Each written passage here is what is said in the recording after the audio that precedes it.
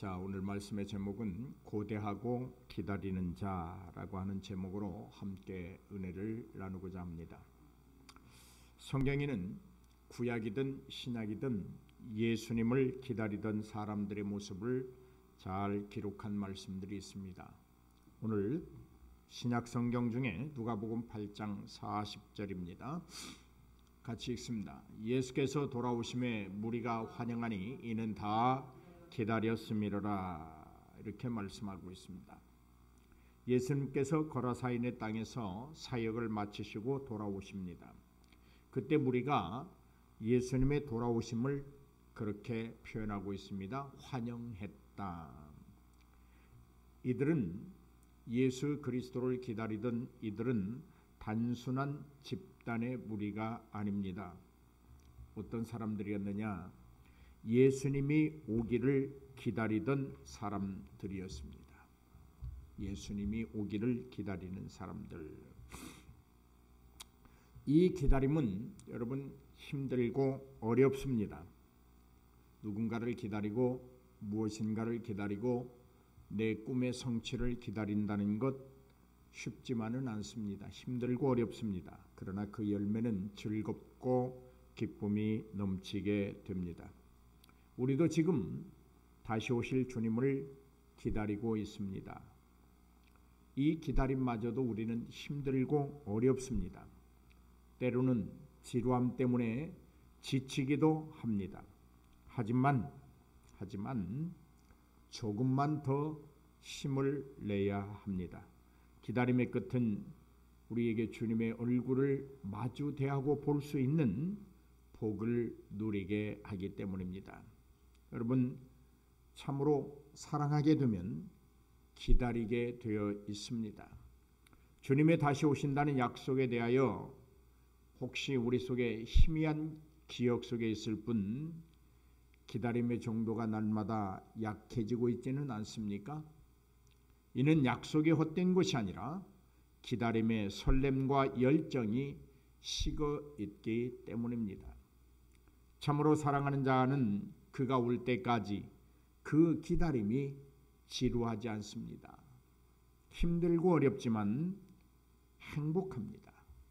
설렘과 함께 언제나 그의 삶을 활기차고 당당하게 만들어 갑니다. 예수님 당시 백성들은 구원자를 갈망하고 있었습니다.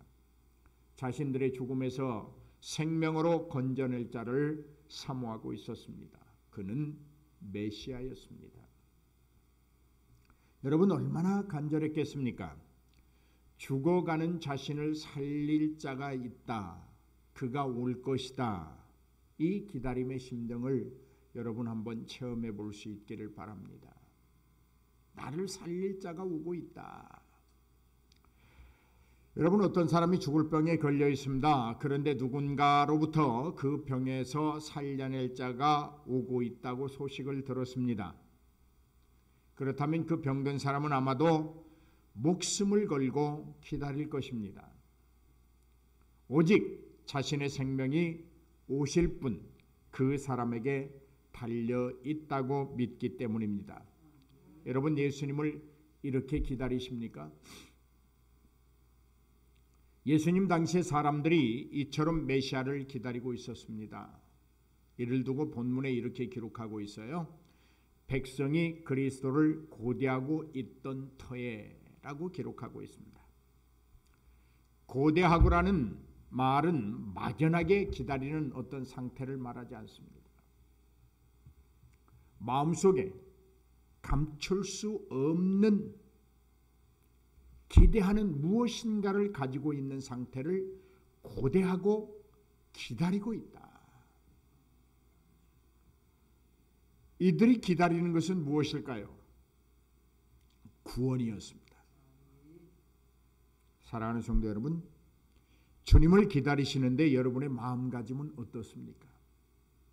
여러분의 마음속에는 주님을 고대하면서 무엇이 꿈틀거리고 있습니까? 세상을 살아가는 복입니까? 아니면 여러분의 영혼이 온전히 구원받는 것입니까? 예수님 당시에 예수님을 고대하고 기다리던 사람들은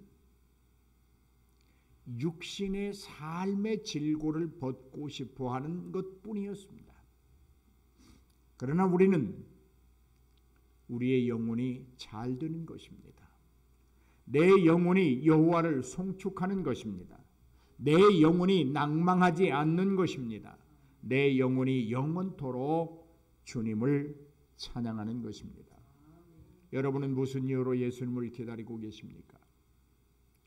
다시 오실 주님을 기다리면서 설렘과 기쁨으로 환영할 준비가 되어 있습니까? 아니면 주님이 찾아오시는 축복이 아직도 두렵고 떨림으로 다가옵니까?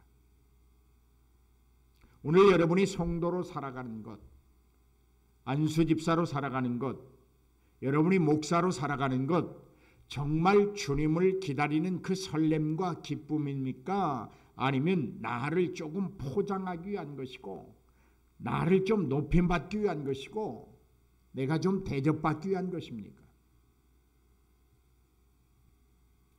본문의 내용을 살펴보면 이렇습니다. 사람들은 고대하며 기다리고 있었습니다. 그들이 기다리는 사람은 메시아로 오시는 분입니다. 이들에게는 메시아가 와서 자신들의 형편과 처지를 단숨에 천지개벽해 줄 사람이라는 믿음이 있었습니다. 그러기에 큰 일을 행하고 있는 세례 요한이 혹시 자기들이 기다리는 메시아가 아닌지 많은 궁금증을 안고 있었습니다. 이러한 궁금증은 유대인들 속에 전반적으로 존재했어요. 이사야 선지자를 통해서 말했던 구약의 예언되었던 그 메시아가 오면 우리가 경제적으로든 정치적으로든 다 자유함을 얻고 로마의 통치로부터 벗어나서 해방을 받을 수 있는데, 지금 요한을 보니까 막 기적을 행하고 있단 말이죠. 그러니까 혹시 저게 메시아가 아니야? 라는 의심을 가지게 됐어요. 그래서 요한복음 1장 19절로 23절을 보면 이렇게 말합니다. 같이 읽습니다. 유대인들이 예루살렘에서 제사장들과 레위인들을 요한에게 보내어 네가 누구냐 물을 때에 요한의 증언이 이러하니라. 요한이 드러내어 말하고 숨기지 아니하니 드러내야 하는 말이 나는 그리스도가 아니라 한데, 또 묻되 그러면 누구냐? 네가 엘리야냐? 이르되 나는 아니라. 또 묻되 네가 그 선지자냐? 대답하되 아니라. 또 말하되 누구냐? 우리를 보낸 이들에게 대답하게 하라. 너는 내게 대하여 무엇이라 하느냐라고 거듭해서 묻고 있습니다. 그럴 때 이렇게 대답합니다. 이르되 나는 선지자 이사의 말과 같이 주의 길을 곧게 하라고 광야에서 외치는 자의 소리로라 하니라. 그렇게 말을 합니다. 사랑하는 여러분, 나는 그리스도가 아니다.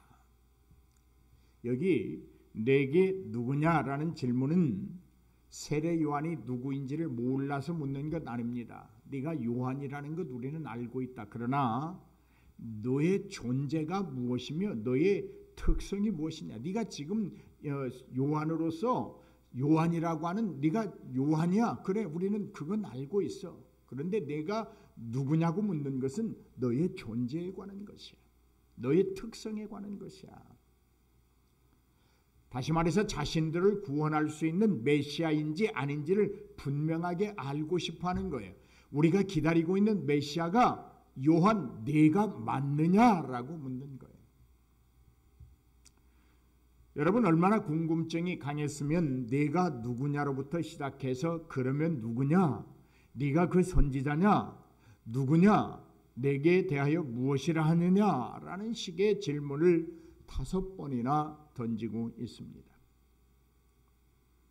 이처럼 메시아를 기다리는 이들의 절박함은 무엇 때문이었을까요? 이 점을 이해하기 위해서 누가가 전하고자 하는 복음에 우리는 주목할 필요가 있습니다. 누가복음이 다른 복음서와 다른 독특한 특징을 가지고 있습니다. 누가의 특징은 억눌린 사람들이나 배제된 사람들 또는 사회에서 불우한 처지에 있는 사람들에게 특별한 관심을 가지고 복음을 전하고 있습니다. 이러한 불에 속한 사람들의 목록은 간단하지 않습니다. 이런 사람들입니다.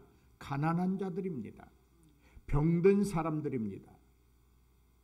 장애를 가지고 있는 사람들입니다. 노예들입니다. 문둥병자들입니다. 이방인들이요, 외국인들이요, 난민들이요, 어린 아이들이요, 노인들이요, 과부들이며 그리고 여자들을 중심으로 관심을 가지고 복음을 전하고 있습니다.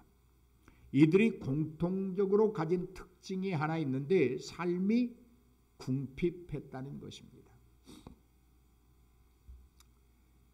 이 삶이 궁핍한 이들, 지금 나열된 이들은 당시의 사회에서 낙오자들이었어요. 언더도그라고 하는 사람들이었어요. 다른 사람들로부터 무시를 당합니다. 무관심합니다. 멸시를 당하는 사람들이었습니다. 그렇다면 이러한 사회 상황에서 우리가 얻을 수 있는 답은 그들이 고대하며 기다림의 목적은 해방이었어요. 건져냄이었어요. 정치적으로든 사회적으로든 혹은 조금 높은 차원에서 문화적으로 교육적으로 해방과 높아짐을 기다렸고 궁극적으로는 로마의 통치로부터 자유를 기다리고 있었습니다. 이런 의미에서 저들의 기다림은 복음에는 관심이 없었어요. 이사야 선지자의 외침과 세례 요한의 외침인 주의 길을 예비하라고 하는 명령을 수행하고 순종하는 일에는 관심이 없었어요. 어쩌면 이들의 기다림의 모습이 오늘 우리의 모습인지도 몰라요. 다시 오실 예수를 기다리고 있는 우리의 모습이 예수님 당시의 메시아를 기다리는 세례 요한에게 내가 그 그리스도냐고 묻는 그 군중들과 우리의 모습이 다를 바가 없어요. 하늘나라에는 관심이 없어요. 있는 척만 할 뿐이에요. 오직 교회에는 관심이 없어요. 공동체에는 관심이 없어요. 오직 나 자신에게만 관심이 있어요. 내가 잘 먹으면 돼요. 내가 편안하면 돼요. 나만 기쁘면 돼요. 내가 하는 것이 진리라고 생각돼요. 내가 생각하는 것이 진리이고 무조건 나만 따라야 된다고 말을 해요. 나만 옳다고 생각해요. 그러나 우리가 기다리고 있는 메시아의 모습은 어떤 한 개인의 충족을 채워주는 그런 예수가 아닙니다. 나의 교만을 책망치 아니하시고 그것을 높여주시는 그런 예수가 아니에요. 나의 빈궁함만을 채워주시고 부하게 함으로 육신의 삶을 마음껏 살라고 하시는 그런 예수가 아니에요. 우리가 기다리고 고대하고 기다리는 메시아는 보십시다. 왕이신 예수 그리스도이십니다. 하나님의 아들이신 예수 그리스도이십니다. 십자가에서 죄 사함의 제물이 되어주신 예수 그리스도이십니다. 죽음의 권세를 이기시고 어둠으로부터 부활하신 예수 그리스도이십니다. 겸손하심으로 십자가까지 순종하는 예수 그리스도입니다. 지금도 하나님의 우편에서 우리를 위하여 간구하시는 그분 곧 우리 주 예수 그리스도를 우리는 기다리고 있습니다. 왕이신 예수님을 기다리는 자들은 그에게 온전히 자기의 모든 것을 순종합니다. 하나님의 아들이신 예수 그리스도를 기다리고 있는 자들은 이 세상의 것들이 하나님의 아들보다 소중치 아니한 것을 날마다 고백하며 살아갑니다. 십자가에서 죄 사함의 제물이 되어주셨던 예수 그리스도를 기다리고 있는 자들에게는 언제나 행여나 하나님의 마음에 합하지 못한 언어나 생각이나 행동이 있을까 두려워합니다.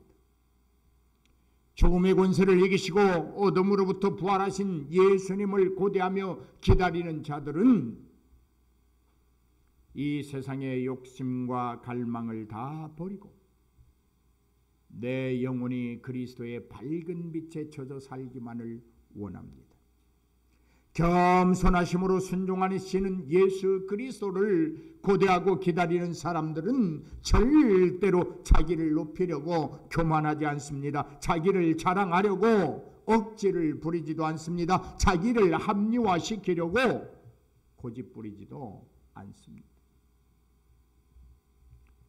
지금도 하나님의 우편에서 우리를 위하여 간구하시는 그분 예수 그리스도를 고대하며 기다리는 사람들은 세상의 어떤 환경과 처지에 있을지라도 그의 믿음을,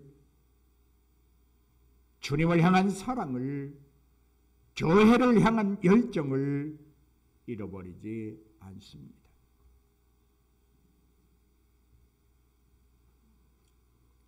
그러므로 우리는 고대하고 기다리는 자로서 정치적이나 자유나 물질적 해방이나 어떤 병으로부터 나음이 예수 그리스도를 고대하고 기다리는 목적이 될 수 없습니다.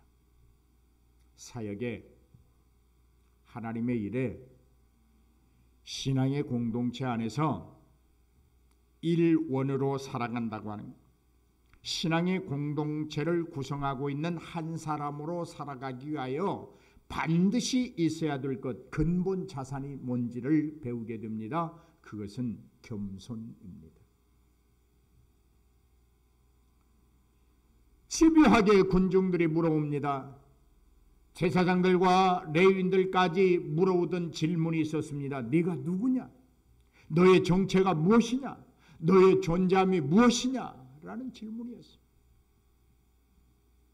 그때 세례 요한은 주저없이 대답합니다. 그의 대답은 어떤 여운을 남기지도 않습니다. 다른 해석을 할 수 있는 여지도 주지 않습니다. 이것도 저것도 아닌 그런 대답이 아닙니다. 분명하고 단호하고 명료한 대답입니다. 잠시도 고민하지 않습니다. 어떻게 이런 일이 일어날 수 있을까? 이는 자신의 정체성을 확실히 알고 있기 때문입니다. 오늘 우리는 2022년을 하나님과 함께 동행하는 해, 하나님 안에서 복을 받아 누리는 해로 정했습니다. 그러므로 우리는 자기의 정체성을 알아야 됩니다. 언제나 어느 때나 어디서나 내가 목사라고 하는 것을 확신해야 됩니다. 내가 안수집사라고 하는 것을 확신해야 됩니다. 내가 성도라는 것을 확신해야 됩니다. 내가 준목이라는 것을 확실히 알고 자기가 누구인지를 알고 살아야 합니다. 하나님이 나에게 주신 사명이 무엇이며 이를 위하여 어떻게 처신해야 하는가를 알아야 승리할 수 있습니다. 요한은 자신을 드러냈습니다. 여기 드러냈다는 말은 내가 요한이요 라는 의미가 아닙니다. 그렇다고 교만한 것도 아닙니다. 자신이 해야 하는 일이 어떤 것인가를 말하는 것입니다. 그가 해야 할 일은 뭘까요? 회개하라는 외침이고 주님의 이름으로 물 세례를 베푸는 것입니다. 주의 길을 예비하는 것입니다. 이에 대하여 요한은 숨기지 않았습니다. 자신의 정체성을 다시 한번 확인하게 됩니다. 사랑하는 여러분, 여러분의 정체성은 무엇이며 여러분의 그 정체성 속에서 하나님이 여러분에게 맡긴 일은 무엇입니까? 목사가 해야 될 일이라면 오직 회개하라고 외치는 것입니다. 주의 이름으로 물세례를 베푸는 것입니다. 주의 길을 예비하는 것입니다. 사업도 아닙니다. 어떤 높아짐도 아닙니다. 권세도 아닙니다. 명예도 아닙니다. 헛된 것을 바라보면 자기의 정체성을 잃어버리고 자기에게 주어진 하나님의 그 사역을 변질시켜 나가게 됩니다. 아니, 나 때문에 누군가가 아파하고 힘들어하고 교회를 그만두게 되기도 합니다. 요한이 자칫 잘못하면 자신의 정체를 포장할 수도 있었습니다. 자신에게 나타나는 여러 가지 일들이 충분히 자신을 위선자로 만들 수 있었습니다. 능력이 있어 보였습니다. 사람들이 막 추종합니다. 하지만 그는 자신이 사명이 무엇인지 알았고 상황이야 어떠하든 자신이 해야 할 일을 해야 한다는 자신의 존재임을 알았습니다. 여러분은 여러분을 아십니까? 여러분은 누구입니까? 여러분이 해야 할 일들은 무엇입니까? 혹시 그 일들은 다른 사람이 해야 한다고 생각하지는 않습니까? 아닙니다. 만약 그렇다면 여러분은 주변 환경에 따라 충분히 하나님의 백성을 잃어버리게 될 사람들입니다. 자신의 정체성을 잃어버리고 세상과 짝하며 사는 것이 더욱 즐거워질 수도 있는 사람들입니다. 하지만 사람은 본시 하나님과 동행하도록 지음을 받았습니다. 하나님을 떠나서는 사람다운 삶을 살 수 없습니다.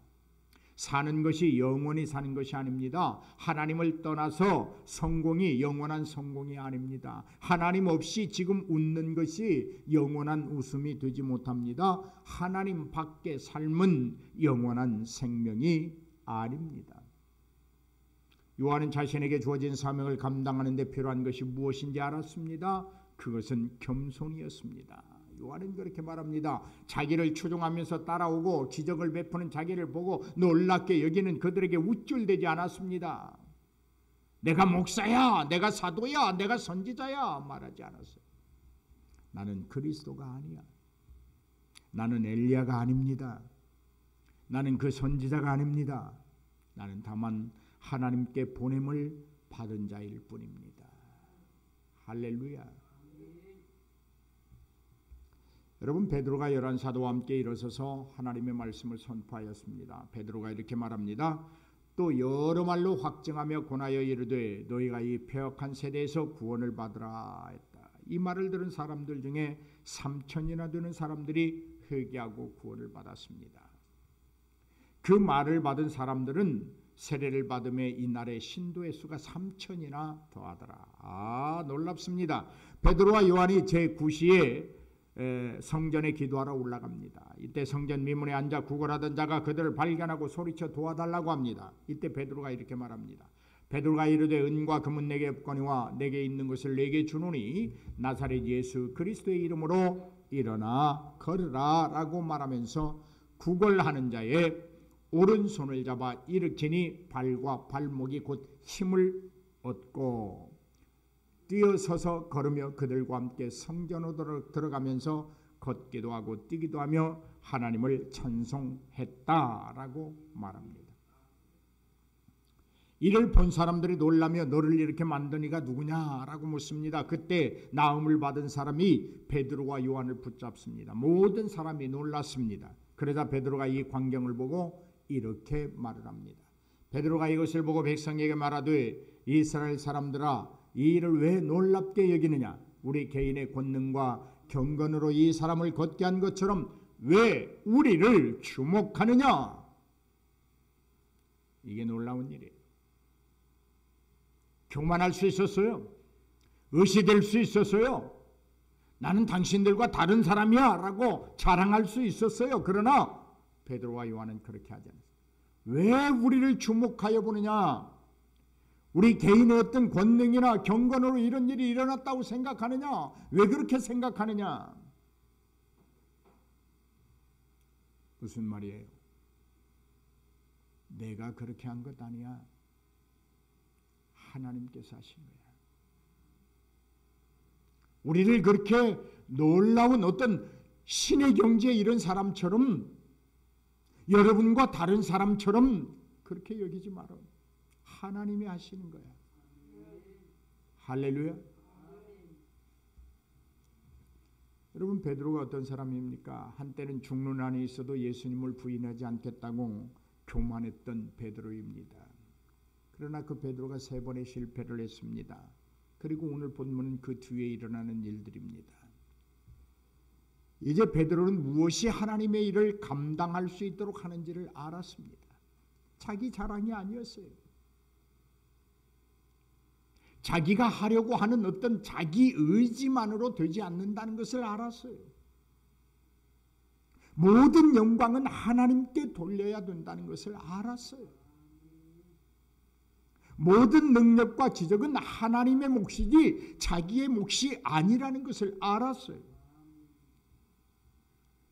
예전 같으면 아마 기적이 일어나고 한 번에 3,000명씩 회개를 내고 안전뱅이가 일어나니까 그것을 벗삼아서 자기를 자랑했고 나타내려고 아마 분주히 노력했을 거예요. 그때 베드로는 실패했습니다. 변절자가 되기도 했습니다. 초라한 실패와 절망을 안고 울단 밖에서 한없이 울어야 했었습니다.